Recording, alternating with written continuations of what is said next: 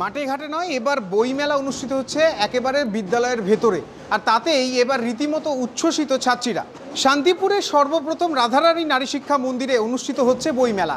আর এই বইমেলাকে কেন্দ্র করে অর্থাৎ ক্লাস 5 থেকে 12 পর্যন্ত ছাত্রীরা রীতিমতো উচ্ছ্বসিত।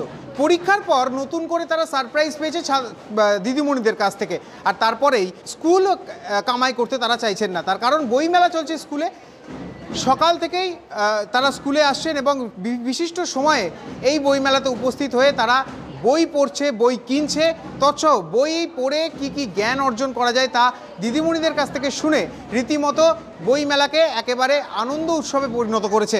ভালো লাগছে, এখানে অনেক রকম বই আছে, কারো যেরকম খেলা নিয়ে পছন্দ, কারোর গোয়েন্দা গল্প, সবাই বিভিন্ন রকম বই। আর স্কুলে হচ্ছে তাহলে আরো সহজে আমরা বই পাচ্ছি। হ্যাঁ,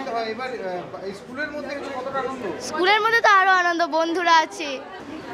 চিন্তা ভাবনাটা মূলত এই উদ্দেশ্যে যে ওদের একটু বইমুখী করা, মোবাইল ছেড়ে, মোবাইলের জগৎ ছেড়ে একটু বইমুখী করা। কারণ ওরা যে সময়টা অবসর সময় কাটায় সেটা ম্যাক্সিমাম সময় ওরা মোবাইলে থাকে আমার মনে হয়েছে। সেখান থেকে ওদেরকে একটু বই পড়ানো, বই দেখা, এই উৎসাহিত করা এবং বিদ্যালয় প্রাঙ্গণেই যাতে ওরা বইমেলাটা উপভোগ করতে পারে, দেখতে পারে, কিনতে পারে, সেই উদ্দেশ্যেই করা।